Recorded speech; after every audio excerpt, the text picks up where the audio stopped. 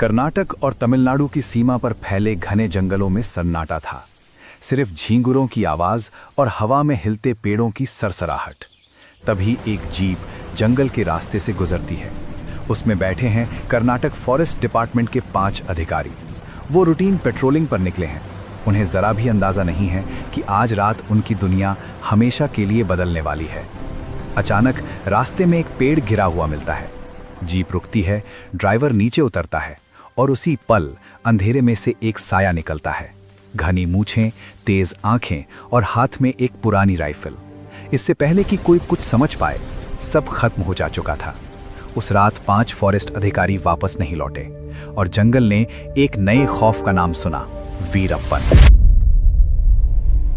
ये कहानी है भारत के सबसे खतरनाक और सबसे लंबे समय तक पुलिस को चकमा देने वाले उस शख्स की, जिसे पकड़ने में 2 राज्यों की सरकारें, हजारों पुलिसकर्मी और 20 साल का वक्त लग गया।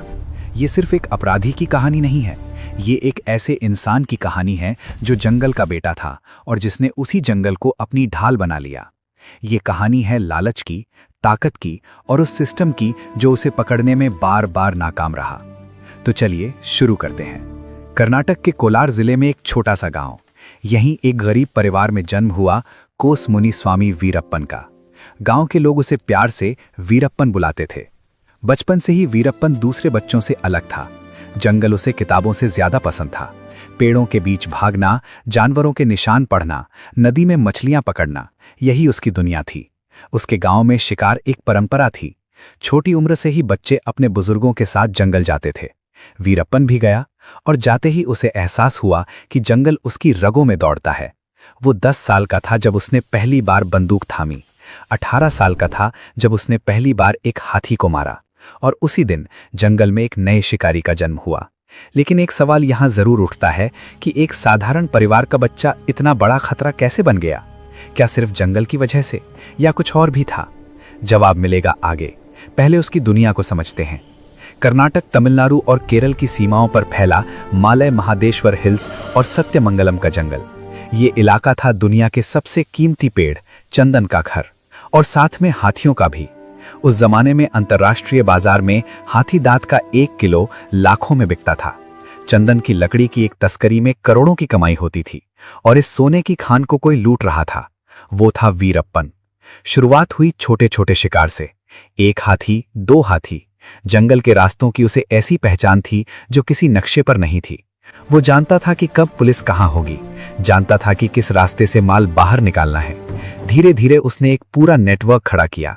स्थानीय आदिवासी उसके साथी बने, कुछ डर से, कुछ पैसे के लालच से और कुछ इसलिए क्योंकि वो उनका अपना आदमी था जो शहर के लोगों से उनकी रक्षा करता था। माल को ट्रक में भरकर शहरों तक पहुंचाने के लिए बिचौलिए तैयार थे। तस्करों का एक पूरा जाल बिछा हुआ था जो दिल्ली से लेकर खाड़ी देशों तक फैला था। 1980 तक वीरप्पन के नाम का खौफ जंगल के अधिकारियों में फैलने लगा था। लेकिन उन्हें क्या पता था कि ये तो बस शुरुआत थी, असली खेल अभी शुरू होना था। वीरप्पन की गतिविधियां इतनी बढ़ गई थीं कि फॉरेस्ट डिपार्टमेंट और पुलिस को एक्शन लेना पड़ा। एक टीम भेजी गई उसे पकड़ने के लिए। ये टीम जंगल में गई और जंगल ने उन्हें वापस नहीं आने दिया। वीरप्पन ने उस टीम को ऐसे चकमा दिया जैसे शिकारी हिरण को देखकर घास में छुप जाता है। लेकिन इस बार शिकारी और शिकार की भूमिकाएं उल्टी थीं। एक तरफ भारत की पुलिस, आधुनिक हथियार, जीप, वायरलेस सेट और सैकड़ों जवान। दूसरी तरफ वीरप्पन, एक पुरानी राइफल, कुछ साथी और एक जंगल जो उसकी मां की तरह था। और हैरानी की बात यह थी कि इस लड़ाई में जंगल जीतता रहा।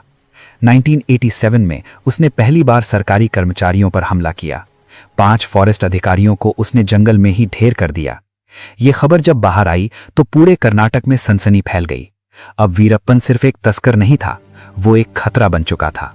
और खतरों से निपटने के लिए सरकार ने एक नई रणनीति बनाई, स्पेशल टास्क फोर्स। कर्नाटक और तमिलनाडु सरकारों ने मिलकर एक संयुक्त टास्क फोर्स बनाई। नाम दिया स्पेशल टास्क फोर्स यानी STF। इस फोर्स में थे चुने हुए जवान। उन्हें जंगलों में ट्रेनिंग दी गई, उन्हें आधुनिक हथियार दिए गए और उन्हें एक काम सौंपा गया, वीरप्पन को पकड़ो चाहे जो हो जाए। लेकिन वीरप्पन ने जैसे STF को चुनौती दे रखी थी। जब भी STF जंगल में घुसती, वीरप्पन गायब हो जाता, जैसे जंगल उसे निगल लेता। जवान थक जाते, भूख प्यास से परेशान होते और खाली हाथ लौटते। वीरप्पन जंगल में इतनी तेजी से हिल सकता था कि एसटीएफ उससे हमेशा कई कदम पीछे रहती। उसके ठिकाने इतने गहरे जंगल में थे जहां बिना उसकी मदद के पहुंचना नामुमकिन था। और जो सबसे बड़ी ताकत थी उसकी, वो था जन समर्थन। जंगल के किनारे बसे गांवों में वीरप्पन एक हीरो था। वो गांव वालों को पैसे देता था, उनके बच्चों की मदद करता था, सरकारी अधिकारियों की दादागिरी से उन्हें बचाता था, कम से कम उसके समर्थकों की नज़र में। तो गांव वाले कभी एसटीएफ को सच नहीं बताते थे। जब एसटीएफ आती, गांव वाले कहते हमें कुछ नहीं पता, और वीरप्पन आराम से निकल जाता। ये एक ऐसा खेल था जिसमें सरकार हर बार हारती जा रही थी। एसटीएफ के एक वरिष्ठ आईपीएस अधिकारी शक्तिवेल एक टीम के साथ जंगल में गए। उनके पास खुफिया जानकारी थी कि वीरप्पन एक खास इलाके में है, लेकिन वो खुफिया जानकारी झूठी थी, या शायद वीरप्पन को पहले से पता था। जंगल के अंदर एक तंग रास्ते पर टीम जैसे ही पहुंची, चारों तरफ से गोलियां चलने लगी। घात लगाकर हमला हुआ था। टीम के कई जवान और अधिकारी शहीद हो गए। ये खबर जब दिल्ली पहुंची तो सरकार सकते में आ गई। संसद में सवाल उठे, अखबारों में सुर्खियां बनी, और वीरप्पन का नाम पूरे देश में गूंजने लगा। लेकिन वीरप्पन के लिए ये एक संदेश था, मैं किसी से नहीं डरता।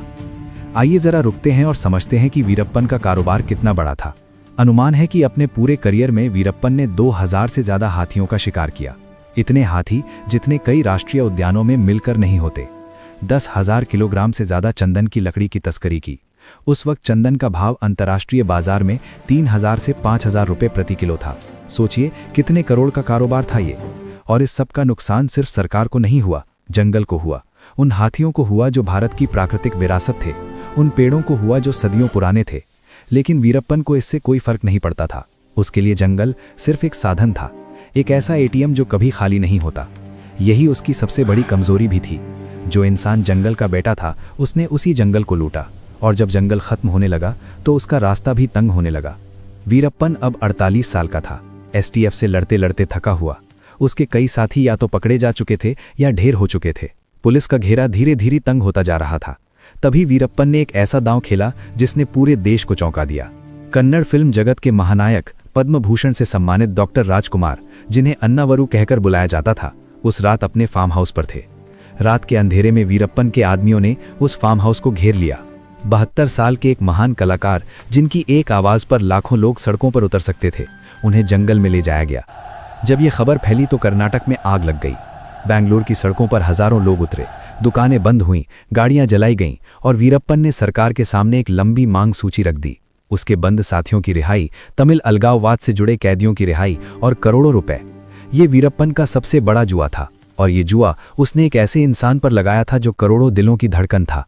इन 108 दिनों में सरकार ने बातचीत की, मध्यस्थ भेजे, नेगोशिएटर्स भेजे, पत्रकार भेजे। वीरप्पन कभी माना, कभी नहीं माना। उसने कुछ शर्तें बदली, कुछ नहीं जोड़ी। दोनों राज्यों की सरकारें असमंजस में थीं। उन्हें डर था कि एसटीएफ को भेजने पर राजकुमार साहब को नुकसान हो सकता है। इन दिनों राजकुमार साहब के बारे में कभी कभी वीडियो आते थे जो वीरप्पन भेजता था। उसमें राजकुमार साहब स्वस्थ दिखते थे, बात करते थे, लेकिन करोड़ों कन्नड़ लोगों का दिल तड़पता था अपने प्रिय अन्नावरू के लिए। और फिर 15 नवंबर 2000 को, जब पूरा देश उम्मीद और डर के बीच झूल रहा था, वीरप्पन ने राजकुमार साहब को रिहा कर दिया। क्यों? पूरी सच्चाई कभी सामने नहीं आई, लेकिन एक बात पक्की थी, इस घटना ने भारत को झकझोर दिया था, और अब सरकार का सब्र जवाब दे रहा था। आईपीएस अधिकारी के विजय कुमार को एसटीएफ की कमांड सौंपी गई। ये वो इंसान था जिसने चंबल की बीहड़ों में डाकुओं से लोहा लिया था, जो जानता था कि जंगल की लड़ाई जंगल के तरीके से लड़नी होती है। विजय कुमार ने एक बात समझी जो पहले कोई नहीं समझ पाया था। वीरप्पन को पकड़ना है तो उसे अपने ही जाल में फंसाना होगा। सीधी लड़ाई कभी काम नहीं की। जंगल में घुसकर उसे ढूंढना नामुमकिन था। तो विजय कुमार ने शुरू किया एक अलग खेल। खुफिया नेटवर्क मजबूत किया, वीरप्पन के करीबी लोगों तक पहुंच बनाई, जंगल के किनारे के गांवों में विश्वास जीतने की कोशिश की, और सबसे जरूरी, वीरप्पन की कमजोरियां ढूंढी। पता चला कि वीरप्पन का एक बड़ा सपना था। वो तमिल अलगाववाद की लड़ाई का समर्थक था, और इसी सपने में उसकी बर्बादी छुपी थी। योजना बनी, जाल बिछाया गया। एसटीएफ को एक खबर मिली, वीरप्पन एक नई योजना पर काम कर रहा है। वो किसी बड़े नेता का अपहरण करना चाहता है। एसटीएफ ने इसी मौके का फायदा उठाया। वीरप्पन तक ये संदेश पहुंचाया गया कि एक खास जगह पर एक बड़ा काम होने वाला है, उसे बाहर आना होगा। वीरप्पन को लगा कि ये मौका है। 18 अक्टूबर 2004 रात के अंधेरे में एक एम्बुलेंस धनकरमबाड़ी से सेलम की तरफ बढ़ रही थी। एम्बुलेंस में थे वीरप्पन और उसके कुछ साथी। वो नहीं जानते थे कि यह एम्बुलेंस एक जाल है।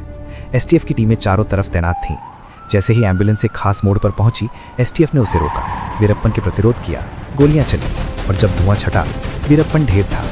वो आदमी जैसे 20 साल तक हजारों पुलिसकर्मी नहीं पकड़ पाए, आखिरकार उसी जाल में फंसा जो उसने खुद दूसरों के लिए बिछाए थे। यहाँ कुछ ऐसे तथ्य हैं जो बहुत कम लोग जानते हैं। वीरप्पन पर कर्नाटक, तमिलनाडु और केरल में 50 से ज्यादा हत्याओं के आरोप थे। उसे पकड़ने के लिए सरकार ने 100 करोड़ रुपए से ज्यादा खर्च किए, लेकिन वो कभी जिंदा नहीं पकड़ा जा सका। वीरप्पन की पत्नी मुत्तुलक्ष्मी ने बाद में अपनी जिंदगी के बारे में एक किताब लिखी जो बेस्ट सेलर बनी। राजकुमार साहब के अपहरण के बाद कर्नाटक में जो दंगे हुए, उनमें 43 निर्दोष लोगों की जान गई। वीरप्पन के एक फैसले ने इतने लोगों को मौत की नींद सुला दिया। एसटीएफ चीफ के विजय कुमार को बाद में पद्म भूषण से सम्मानित किया गया। उनकी रणनीति आज भी पुलिस ट्रेनिंग में पढ़ाई जाती है। और सबसे दिलचस्प बात, वीरप्पन के मरने के बाद उसके इलाके के जंगलों में हाथियों की संख्या धीरे धीरे बढ़ने लगी। प्रकृति ने अपनी रफ्तार से खुद को ठीक किया। जब वीरप्पन का अंत हुआ तो शायद जंगल पहली बार ठीक से सांस ले सका।